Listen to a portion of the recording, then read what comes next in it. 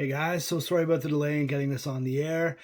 Finishing up in Vegas was a bit hairy for me. I ended up getting bumped from my flight and had to take a red eye home, and things have been a little crazy since then. So, anyways, I apologize for the delay in getting this out. I will do this as quickly as possible just because I don't have a ton of time and it's Saturday. And honestly, we've missed most of the best of the lines. So, first of all, last week we were 3-1. We were up 2.45 units on the week.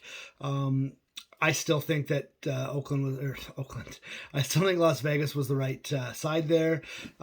Miami scored the first two scores because of a pick six and because of a great defensive play that, and a silly decision by the Raiders to go for it in their own end on fourth down. But without that, the Raiders roll that game and easily cover that. So I think we were on the right number there. I just think that the Dolphins got very lucky to be in that game and then very unlucky to not have that pass interference call that would have won them the game. But it is what it is, and we live to fight another day. Instead of another perfect week, we go 3-1. We're up 2.45 units, which means we are 11-2 on the year, and we are up 14.59 units. Obviously, you can see I have my numbers right there for me to peek at. So I'm going to go right into it. I have 4 plays this week, one of which is a teaser, as usual. First play I like is the Chicago Bears hosting the Detroit Lions. I like to take a team that gets to play at home after being embarrassed the week before. They were really bad. Fields got absolutely annihilated, and I think they're going to need to be a better team this week. Luckily for them, they're playing a very bad team in the Lions. The Lions have shown a lot of fight, which is really indicative of a Dan Campbell team. And, considering the lack of talent that they have on that team, I think it's pretty impressive that they've been as competitive as they have been, but they've still lost most of their games by a decent margin, aside from last week, obviously, when it required the field goal of all field goals by Justin Tucker. That was a lot of fun. But I also think that's going to take a lot of wind out of the sails for the Lions. I think they're going to think we really did everything we could. We should have won that game, and we still didn't win that game. So for me, I think the Bears are probably going to run this pretty good. They will win by at least a touchdown. So I'm playing that for a unit. All of my plays this week, the best line I got was 365. It's probably because the best lines were bought out on the sharper books by now because it is Saturday afternoon. But I got that at 105, minus 105 at 365 for one unit. The next play is I like the Vikings versus Cleveland. I like the home dog.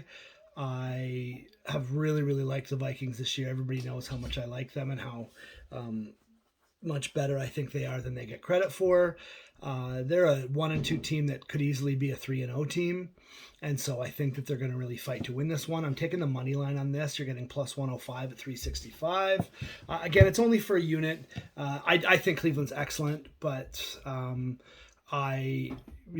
people know how much I love Mike Zimmer, and I think he's a phenomenal coach, and I think that he gets more out of his team than most other coaches would. The only downside here is that I think Kirk Cousins is as bad as Baker Mayfield. I don't like either of them, so I don't think that I don't think that the side I'm on wins the quarterback duel. I just think it's a pretty moot point. I just think that the Vikings are. I don't think they're going to want to go to 1-3. I think they're going to fight hard to get themselves to 2-2.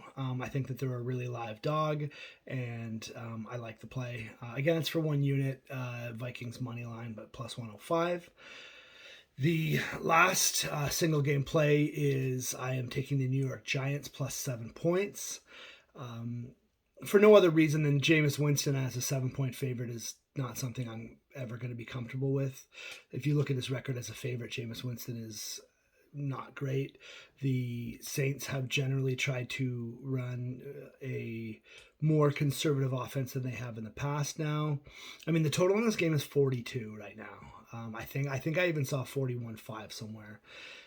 So if the total is 42, giving 7 points is a lot of points to give. It's essentially saying that you don't think the Giants are going to, you think the Giants are going to score 10 points or something. Danny Dimes looked better this year. I know that they, had a stinker against Atlanta last week. This doesn't mean I like the Giants in any way, shape, or form. I just can't ever imagine giving 7 points with, Jameis Winston, who, as a favorite, traditionally has been an absolute joke. So for me, give me the 7 points. I'll take them all day in a game that's supposed to be as low scoring as this is supposed to be. And, if they, beat them 24-19, I still cover. So, I'll take the 7 points with the Giants. Lastly is that's again for 1 unit, sorry. And lastly is the teaser, 7-point teaser as usual for 2 units. I am teasing the Vikings up to plus 8.5. If I like them at 1.5, I love them at 8.5. It gets us through all the key numbers, which is what we want to do with the teaser. And like I said, if I like them, then I love them at that number. I'm also moving the Colts to 9.5. This isn't me fading the Dolphins as I have been a lot this year. Again, I still think that the Raiders were the right side last week. I think the Dolphins are a very poor offensive team. A lot of people are going to point to that last drive, but anybody can move the ball against a super prevent. I mean, even Tom Brady, who was getting his butt kicked for the entire Super Bowl, got to play an entire half in a super prevent, and he looked like he was really good at being a quarterback. But for real, like the truth is Brissett was awful, just awful. The play calling was awful, just awful for 3 quarters. And then they got to play super prevent and they're like, oh, look, this Brissett woke up. This offense is pretty good. No, they just gave you a ton. They gave you way too much. And why teams do this? Why teams change from a system that is working to a system that they have not been using into the entire game at the end of the game? It literally never works. Prevent does not work. Stop doing it. It's stupid. Stop it. But in this case, it made the Dolphins' offense look better, probably overvalued them. I know the Colts are dog poo, but can you possibly see the Dolphins beating anybody by double digits? I don't think there's a team in the. I don't think they'd beat the Jags or the Jets by 10 points right now, simply because they just can't do anything offensively, and you need to score points in order to win by double digits. So, I love the Colts there plus 9.5, and I also like Tampa, moving the Tampa Bay Bucks to even from -7. There's nobody in the world who thinks that the Pats are winning that game, right? I mean, aside from a few Pats fans who don't understand football because they only started cheering for the Patriots when they were winning. They don't understand that teams lose and worse teams lose and bad teams lose and teams that don't have Tom Brady lose. And that's less to do with Tom Brady's skill and more to do with the fact that Tom Brady gets all the calls, right? I know he's good. I just like to joke about how he gets all the calls because he does. So this is pretty simple. The Bucks are a way better team than the Patriots are. The Patriots are still overvalued. This line only being 7 is crazy to me.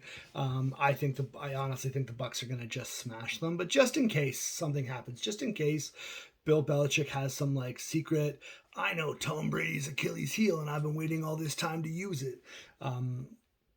And just in case I have to go in at quarterback for the Bucks for the second half of that game, we'd still win, but we might not win by a full touchdown. So I'm using the Bucks as the third leg of that teaser parlay. That teaser is for 2 units. Again, to repeat the plays today: Bears -3. Vikes moneyline, New York Giants +7, and a 7-point teaser for 2 units. That is the Vikes plus 8.5, Colts plus 9.5, and Tampa Bay at even money, or at even points. Otherwise, guys, same things as always. Please, please, please make sure that you are being responsible with your gambling. I just came back from Vegas, which is where I saw a lot of irresponsible gambling, and I don't want to see that from you guys. So make sure you're doing the right thing. Make sure you're being smart. Make sure that you're not betting money you can't afford to bet.